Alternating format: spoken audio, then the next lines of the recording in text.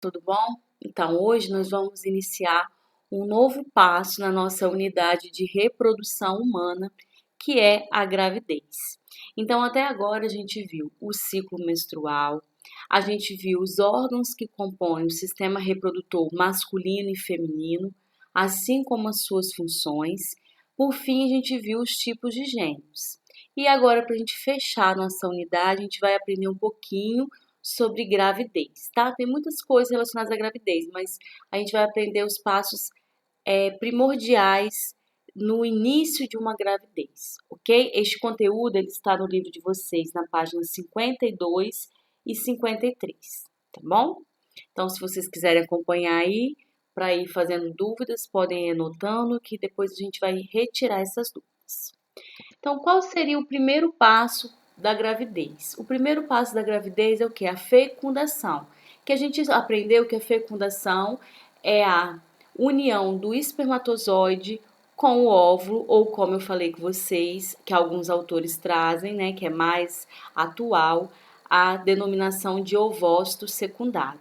Então, a fecundação é o processo em que o espermatozoide e o espermatozoide fecunda o ovócito secundário. Como que ocorre então a fecundação?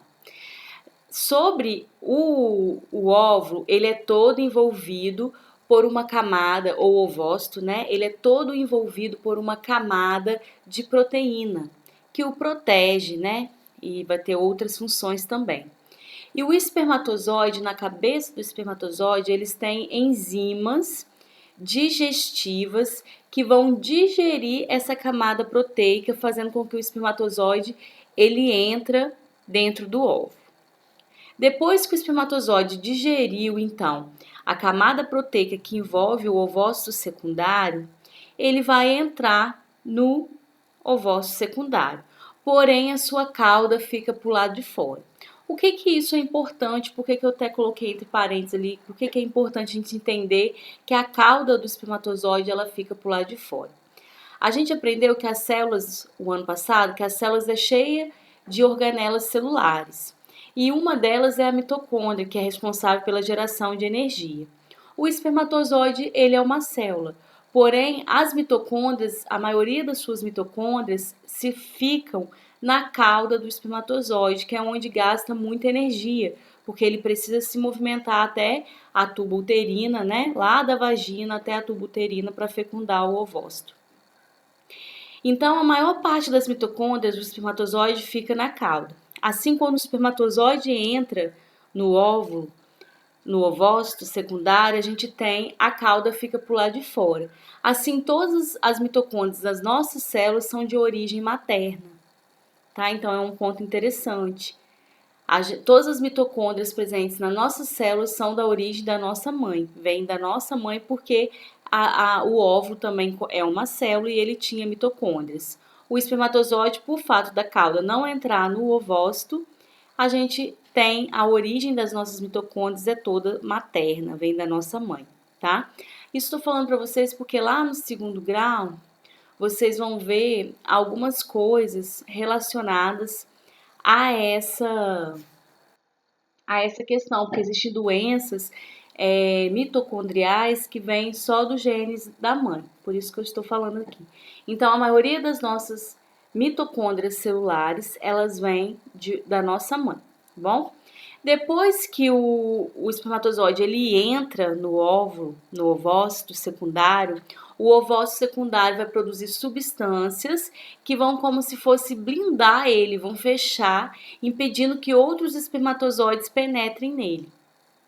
Então, é uma questão muito interessante, né, da nossa reprodução, que é uma forma de defesa e de garantir que apenas um único espermatozoide fecunda aquele óvulo, tá ok?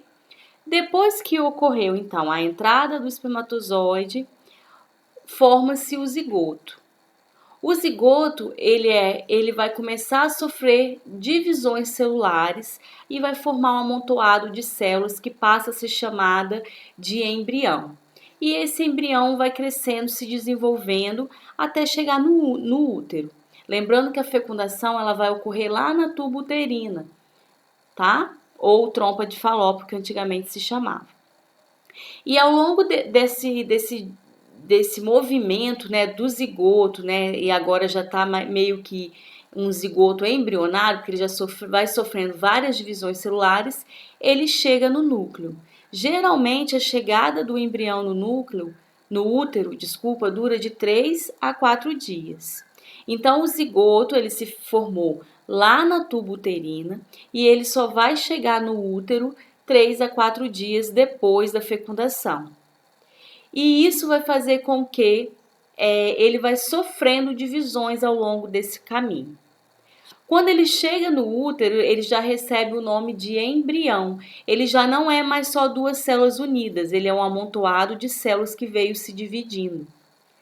E chegando no núcleo no útero vai ocorrer um outro processo, que é a anidação. A anidação é o que a gente viu? É a implantação do embrião no endométrio, que é aquela membrana que envolve o útero. Por isso, quando a mulher fica grávida, não ocorre menstruação, porque a menstruação é o que? É o rompimento dessa membrana do útero que foi preparada para receber o embrião. Como não ocorre fecundação numa mulher não grávida, essa membrana ela precisa ser removida do útero. Por isso que ocorre a menstruação. Tá vendo como que a gente é perfeito? Bom, ocorreu fecundação, o endométrio se mantém, o embrião vem lá das tubas uterinas e se implanta no útero num processo chamado de nidação. Bom, quando o zigoto ele começa a se desenvolver e já forma um embrião, que é um amontoado de células, ele vai produzir um hormônio chamado gonatrofina coriônica humana. A gonatrofina é que é usado para detecção também da menstruação da gravidez em estágios iniciais. É muito comum o teste de farmácia, né? Os testes de gravidez de farmácia, eles na realidade, eles detectam a presença da gonatrofina coriônica humana. Lembrando que esse hormônio, a gonatrofina coriônica, ela é produzida inicialmente pelo embrião, mas depois quem passa a mantê-la, a produção dela vai ser a placenta, que a gente vai ver mais para frente. Qual que é a função desse hormônio? É interromper o ciclo menstrual. Então, aqueles outros hormônios, a progesterona vai se manter produzindo pelo ovário, mantendo o endométrio, né? E a gonatrofina, ela vai impedir que outros hormônios relacionados à manutenção do ciclo menstrual seja produzido. Tá ok? Lembrando que a gonatrofina coriônica, ela é inicialmente produzida por embrião e com o passar dos estágios da gravidez, ela passa a ser produzida pela placenta, tá bom? E é ela que é detectada nos testes de farmácia. Ela e a progesterona são dois hormônios usados na detecção de gravidez, ok? Mas principalmente a gonatrofina coriônica, porque ela é um hormônio que só é produzido se ocorreu fecundação, tá ok? Bom, vamos lá. O embrião chegou no útero, né? Ocorreu a nidação, que a gente viu que é a implantação desse embrião no útero. Bom, após a nidação, ocorre o desenvolvimento de uma bolsa líquida chamada âmnion. O que é a função do âmnion? O âmnion vai proteger o embrião contra choques mecânicos, assim a mulher consegue se movimentar e o embrião não cai do endométrio, ele fica fixo lá. Então ela pode se movimentar e não ocorre então abortos espontâneos. O âmnion, no decorrer da gravidez, ele vai se desenvolver de forma melhorada, né? Ele vai crescer, vai reter mais líquido e vai formar a placenta, tá ok? Então, é como se fosse uma placenta primitiva, né? Inicialmente se produz o âmnion, logo após algumas semanas de gravidez se produz a placenta. É como se fosse uma proteção inicial do embrião. Bom, uma vez desenvolvida a placenta, qual a função da placenta? Proteger o embrião de choques mecânicos, então a mulher pode se movimentar. ela passa a produzir a gonatrofina coriônica, que vai impedir o ciclo menstrual que aconteça novamente. Então, todos aqueles hormônios que a gente estudou não vai ser mais produzidos, o FSH, o LH, mesmo na hipófise, porque a placenta produz a gonatrofina coriônica e ela cai na corrente sanguínea da mulher. E vai lá na hipófise ter uma função lá impedindo que o ciclo menstrual ocorra. Então, mantendo a gravidez. Uma outra questão. A placenta tem a função de levar nutrientes e gás oxigênio do sangue da mãe para o embrião e assim ele consegue se desenvolver. Junto com a placenta, com o desenvolvimento do embrião, também se ocorre o desenvolvimento do cordão umbilical. Qual a função do cordão umbilical? É levar resíduos, é o contrário da placenta. Ele vai levar resíduos e substâncias do embrião para o sangue materno para ser liberado, né? Lembrando que nos estágios iniciais da gravidez, o embrião não tem rim, então ele não tem como urinar, não tem como liberar suas fezes, ele não tem sistema digestivo, então todo o seu alimento precisa vir do sangue materno, todos os seus nutrientes e gases, porque ele está dentro de uma bolsa, né, que é a placenta líquida, né, precisa de vir do sangue materno. Quem traz isso é a placenta até o embrião. O cordão umbilical vai trazer os resíduos, né, de tudo isso, de tudo que o embrião produziu, para o sangue da mãe, para então poder ser eliminado.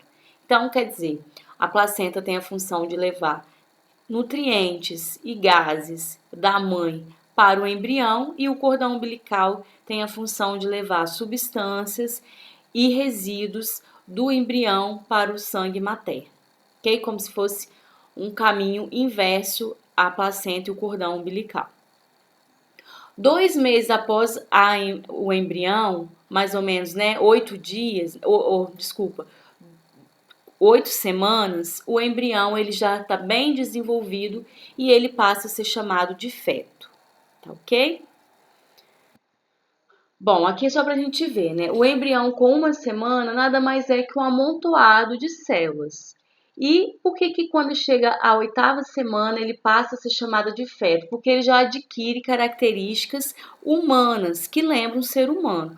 Porque até aqui ele é apenas um amontoado de células. Essas imagens, gente, estão ampliadas, tá? É minúsculo, tá? Bom, a partir de 8 semanas, então ele passa a ser chamado de feto, aqui com 9 semanas, que ele já adquire um aspecto humano, né? Já parece um pequeno bebê, ok? Só para a gente exemplificar. Então, após 8 semanas de desenvolvimento, depois que ocorreu fecundação, nidação, ocorreu o desenvolvimento do cordão umbilical, da placenta, a gente vai ter então o embrião, ele passa a ser chamado de feto. Então, a gente já viu 2 nomes. Zigoto é quando une o óvulo com o espermatozoide, eu tenho zigoto.